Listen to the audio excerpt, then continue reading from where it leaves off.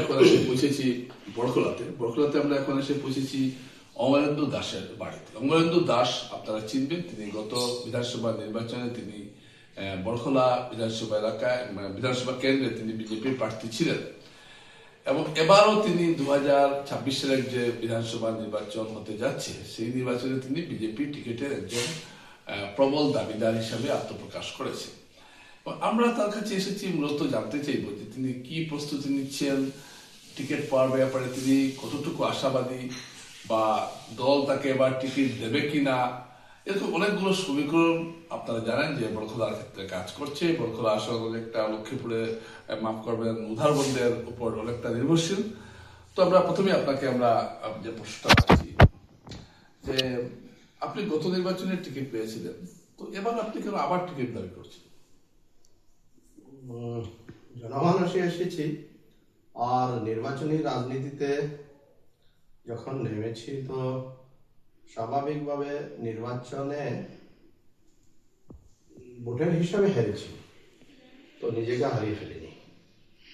আমার গুরুদায়িত্ব আছে, আমাকে ভোট দিয়েছেন জনগণ এবং ভারতীয় জনতা পার্টির মনোনীত প্রার্থী হিসাবে সর্বাধিক ভোট পেয়েছি বড়খোলাতে। আর সেজন্য আমার দায়িত্ব দ্বিগুণ। জনগণ ভোট দিয়েছেন, তো তাদের সাথে তাদের পাশে থাকতে হয় আমার নৈতিক দায়িত্ব। তো এই 5 বছর পর্যন্ত জনগণের সাথে অবিরতভাবে যুক্ত ছিল। আর সমষ্টি পুনর্বিন্যাস হয়েছে, তো নতুন এলাকা যুক্ত হয়েছে। তো নতুন এলাকা যুক্ত হয়েছে, নতুন নতুন মানুষের সাথে সম্পর্কে এসেছি, তাদের পাশেও যাচ্ছি। তো কেন বললে, আমি যখন জনগণের ভোটের মূল্য দিতে তাদের কাছে তাদের পাশে থেকেছি, সেটা যে আমি যাতে বিধায়ক হয়ে নির্বাচিত হই আর তাদের পাশে তাদের সাথে থেকে যাতে কল্যাণের কাজ করতে। বিষয় হচ্ছে যে আপনি যে গতবার যে ভোটটা পেয়েছিলেন সেই ভোটারদের প্রতি একটা দায়বদ্ধতার জায়গা থেকে আপনি এবারও টিকিটটা চাইছিলেন। নিশ্চিত। আচ্ছা, এবার বড়খোলার যে নতুন যে ডিলিমিটেশনের পরে যে বড়খোলা আসনটা হয়েছে, এটা একটা বিশাল বড় আসন। এক প্রান্ত থেকে আরেক প্রান্তের সর্বাধিক দৈর্ঘ্য হলো প্রায় 130 কিলোমিটার। এটা একটা মানে ইতিহাসও বলতে পারেন, একটা রেকর্ডও বলতে পারেন। আমি জানি না এত বড় ভৌগোলিক এলাকা কোনো বিধানসভা কেন্দ্রে আছে কি না, এটা আমি ঠিক শিওর নই। তো দর্শকরা, আমি এখন অমরেন্দু দাসকে প্রশ্ন করবো যে আপনি যে বড়খোলায় গত নির্বাচন লড়েছিলেন সেই বড়খোলা কিন্তু আর এখন নেই, বা আপনি যে জনগণের কথা বলছেন সেই জনগণরা কিন্তু এখন আর নেই। সেই সংখ্যা অন্যরা এসে যুক্ত হয়েছে। এই নতুন ভোটারদের যে বিশাল সংখ্যক তাপাং, তারপর চাতলা, এইসব এলাকার 2টি মন্ডলের যে ভোটাররা এসে যুক্ত হয়েছে, এদের সঙ্গে তো আপনার আগের কোনো যোগাযোগ ছিল না। তো সেক্ষেত্রে কি আপনি অসুবিধার মুখে পড়ছেন না?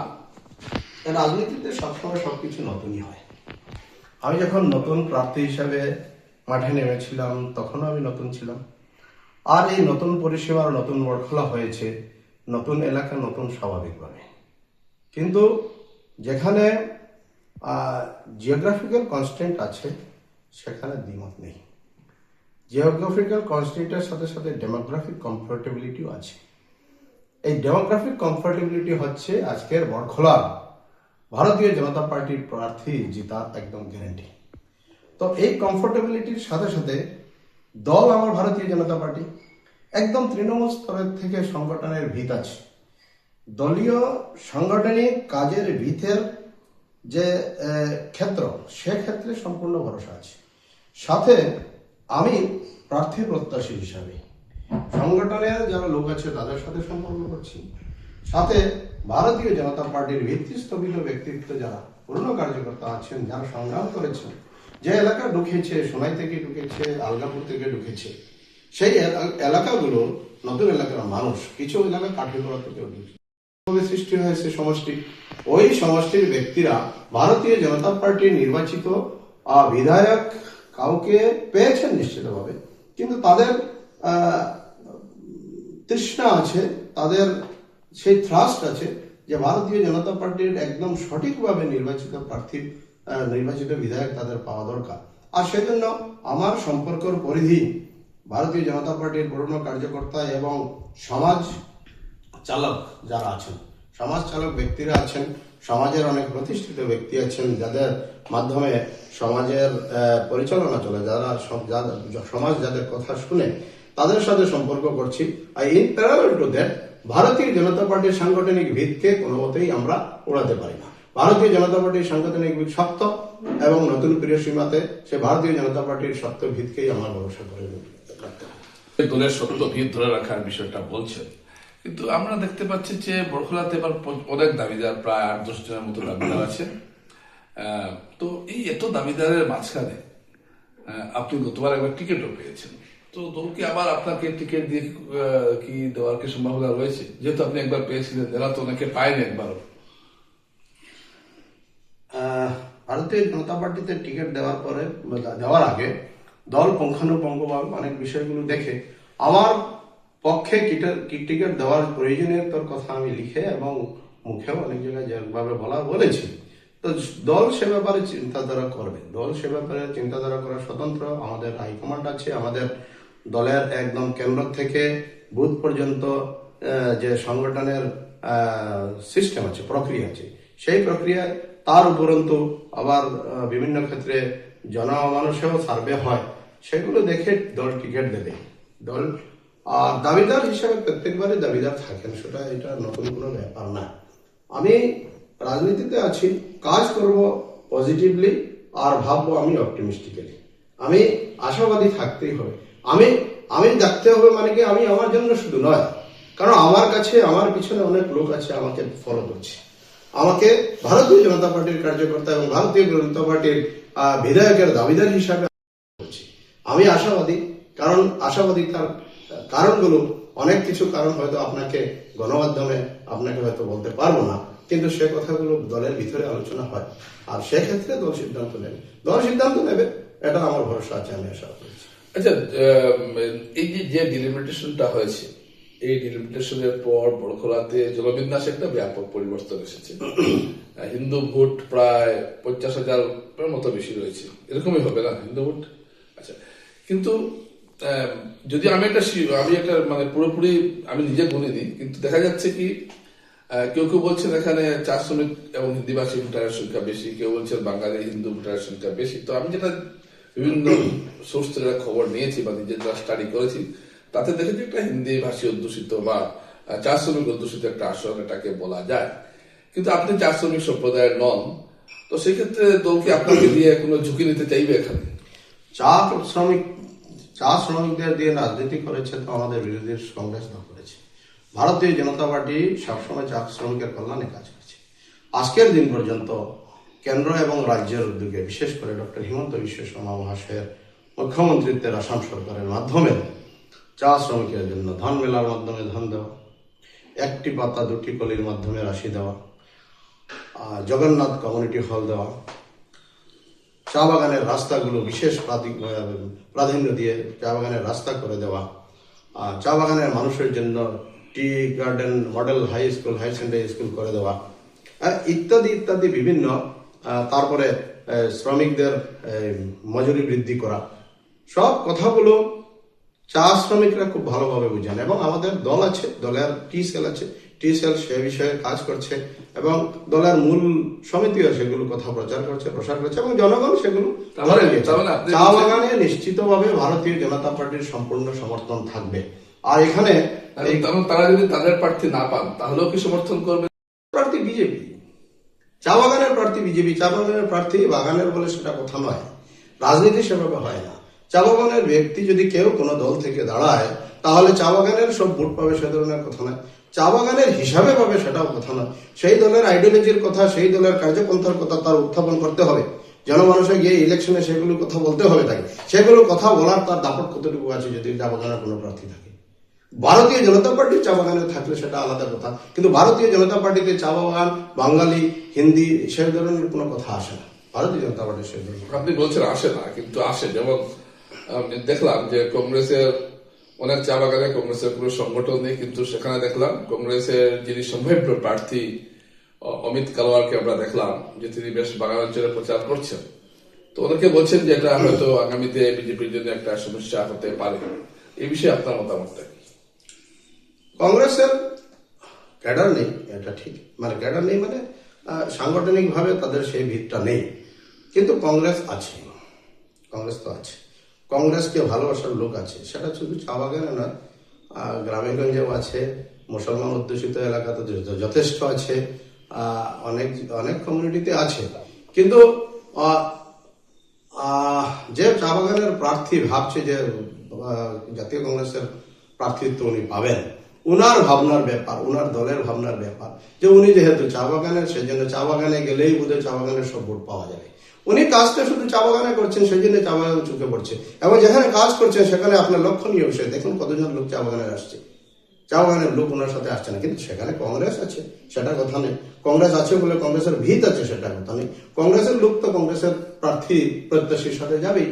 আর সেটাকে আমরা যদি আমরা ভারতীয় জনতা পার্টি সেটা অতিরঞ্জনার চোখে কখনো দেখে না, একদম নগণ্য বিষয়। তার মানে আপনি এই বিষয়টাকে বা বিজেপির বিষয়টাকে খুব একটা গুরুত্ব দিতে চাইছেন না। একদম।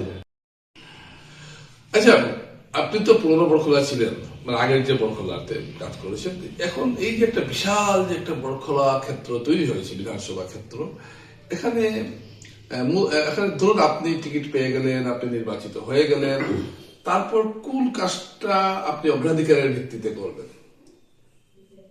আসলে গোটা বড়খোলা মানুষের বঞ্চনার শিকার হয়েছে, ডেভেলপমেন্টের সব সেক্টর টাচ করা অত্যন্ত প্রয়োজন।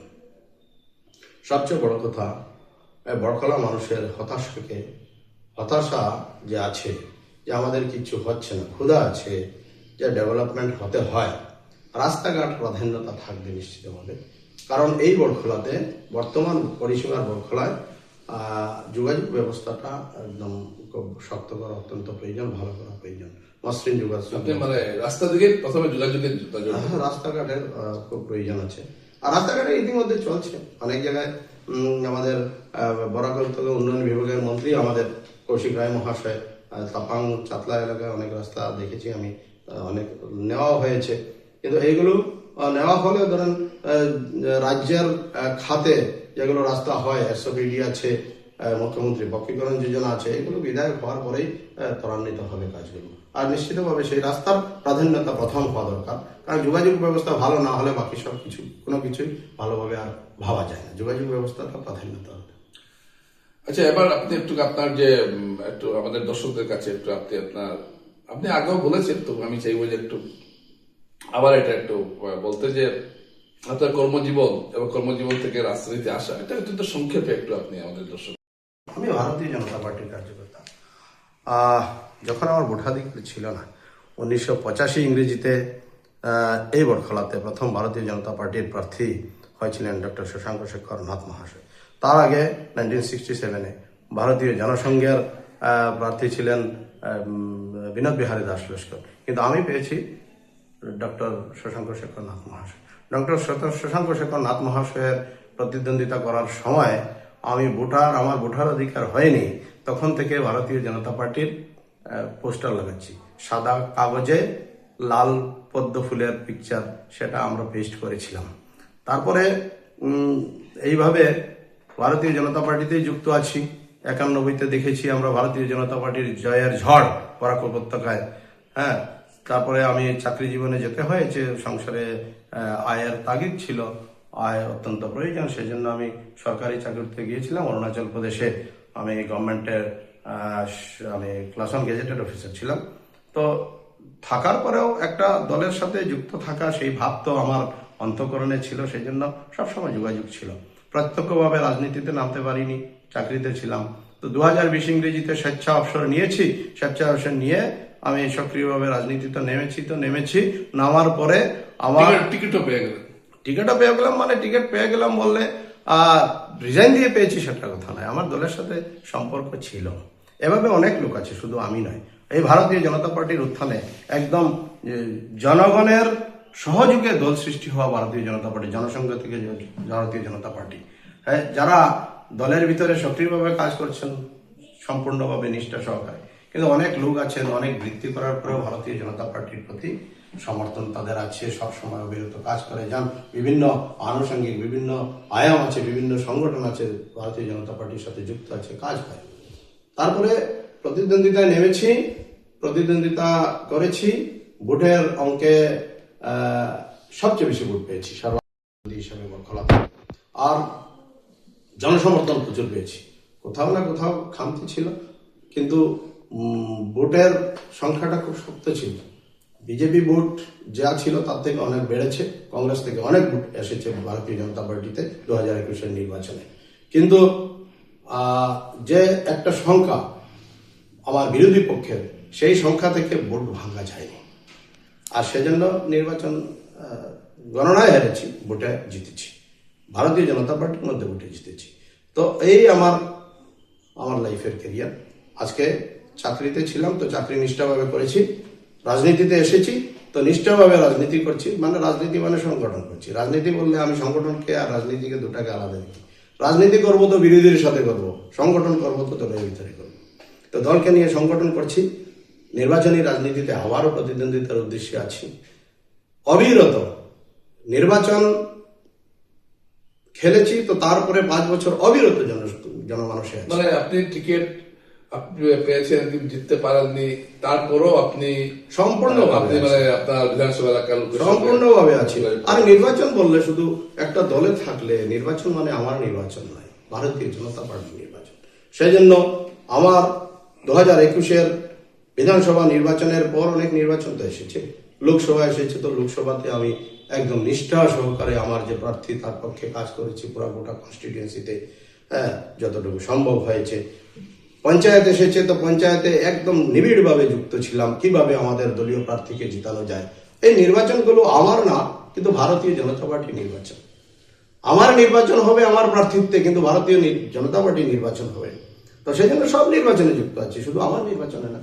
তো সেই জন্য এই হচ্ছে আমার ব্যক্তিগত বৃত্তির জীবনের কথা আর রাজনৈতিক জীবনের কথা। চাকরি করেছি তো একটু বলে দিই, চাকরি করেছি তো অরুণাচল প্রদেশের মুখ্যমন্ত্রীর আমি ব্যক্তিগত সচিব ছিলাম, আর অ্যাসেম্বলিতে আমি ইংলিশ ল্যাঙ্গুয়েজ চিফ রিপোর্টার ছিলাম। তো অ্যাসেম্বলির ভিতরের কাজ করেছি, গভর্নমেন্টের চিফ মিনিস্টারের সাথে যুক্ত থাকার কারণে গভর্নমেন্টেরও financing, budgeting, monitoring, vigilance, every subject every সেক্টরে কম মোরলেস আমার একটা হয়েছে উপলব্ধি। আর সেটা চূড়ান্ত সেই ধরনের কোনো কথা নয়, কিন্তু হয়েছে উপলব্ধি। আর এই রাজনীতিতে এসেছি তো রাজনীতিতেও উপলব্ধি পেয়েছি অনেক কিছু। দর্শকরা আপনারা অমরেন্দু দাসের কথা শুনলেন, এবং তিনি যে তার একটা ব্যাখ্যা দিলেন, এবং তিনি তার যে এই যতক্ষণ যে তার সঙ্গে আমি কথা বললাম বা আপনারা যে তার কথা শুনলেন, এতে একটা কথা বোঝা গেল যে তিনি দলের যে শৃঙ্খলা সেটাকেই তিনি সামনে রেখে চলতে চাইছেন। বরখলার যে একটা শ্রমিক জনবিন্যাসের যে সমীকরণ, সেটা বিজেপির জন্য কোনো সমস্যা হবে না, এটাও তিনি বলতে চাইছেন। তো সব মিলিয়ে আপনাকে আমরা আলোচনা শেষ পর্যায়ে এসে পৌঁছেছি। এবার আমি অমরেন্দু দাসকে অনুরোধ করবো যে আপনি যদি বরখলাবাসীর উদ্দেশ্যে আমাদের মাধ্যমে কোনো বার্তা দিতে চান, সেটা আপনি অবশ্যই দিতে পারেন। এই বিস্তর বরখলা অঞ্চল নতুন পরিসীমার নতুন বরখলায় উন্নয়নের স্বার্থে জনগণের কল্যাণে ভারতীয় জনতা পার্টির পক্ষে ভোট দিন। আমি ভারতীয় জনতা পার্টির কার্যকর্তা, অবিরত এই দলের সাথে যুক্ত আছি। 2021-এর নির্বাচনে প্রতিদ্বন্দ্বিতা করেছিলাম, স্বল্প ভোটে হেরেছি। এবারের নির্বাচনে আবার প্রার্থী প্রত্যাশী হয়ে এসেছি। আপনাদের আশীর্বাদ কামনা করি, জনমানস থেকে যাতে আপনাদের আওয়াজ উঠে যে ভারতীয় জনতা পার্টির প্রার্থিত্ব অমরেন্দু দাসের পক্ষে হোক, আর প্রতিদ্বন্দ্বিতায় জয়ী হয়ে যাতে সঠিক অর্থে জনকল্যাণে সুষ্ঠুভাবে কাজ করতে পারি, সেই আশীর্বাদ অমরেন্দু দাসের প্রতি রাখবেন। নমস্কার।